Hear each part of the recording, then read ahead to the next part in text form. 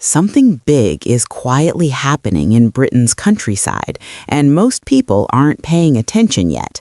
While political debate usually focuses on cities, immigration, and housing in urban areas, the Starmer government is now setting its sights on rural Britain, with a push to make the countryside more diverse. And depending on who you ask, this is either long overdue progress or a deeply troubling form of social engineering.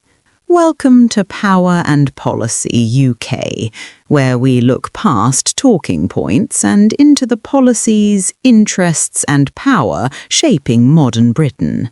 For generations, the UK countryside has developed slowly and organically.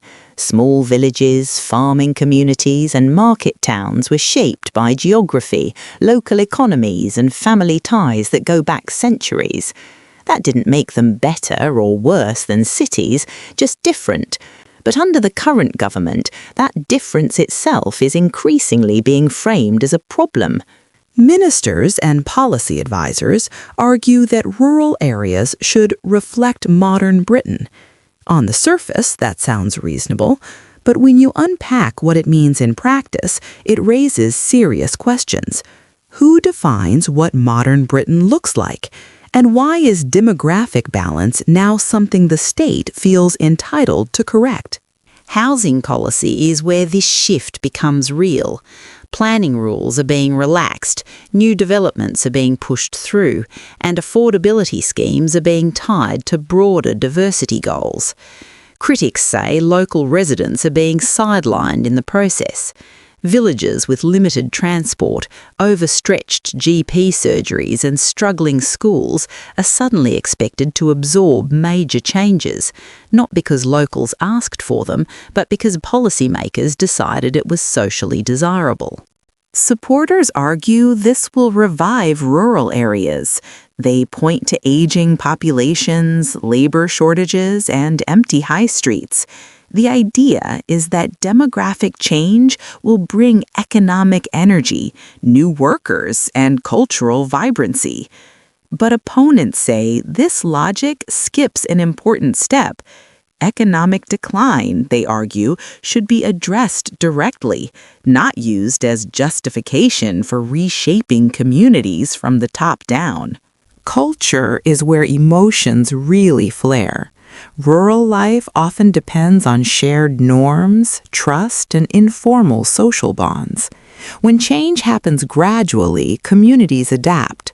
But when it happens quickly and under political pressure, cohesion can fracture.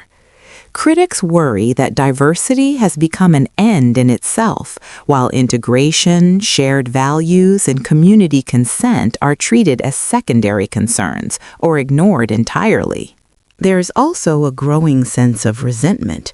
Many rural residents feel they are spoken about, not listened to. When they raise concerns, they're often dismissed as resistant to progress or stuck in the past. That attitude has consequences. It deepens the already stark divide between urban and rural Britain, a divide that Brexit exposed and that mainstream politics still hasn't resolved. The government insists no one is being displaced and that the goal is inclusion, not punishment. Officials say the countryside should be open to everyone and not quietly reserved for a single demographic group. But critics respond that openness has never been the issue. The issue is control. Who decides how fast communities change and whether those changes are wanted? Media coverage hasn't helped. Some outlets frame the policy as a moral necessity. Others describe it as cultural hostility toward traditional Britain.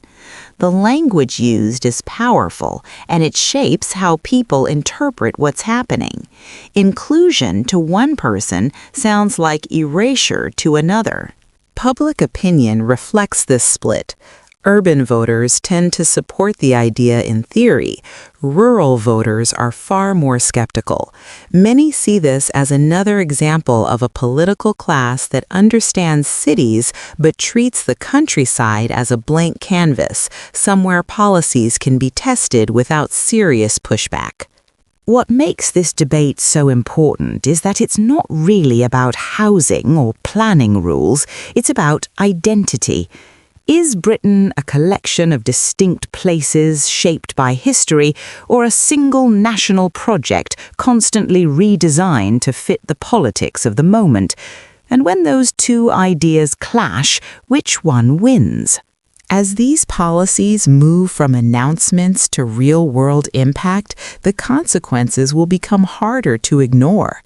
Will rural communities actually benefit, or will they carry the social cost of decisions made far from their fields, villages, and market squares?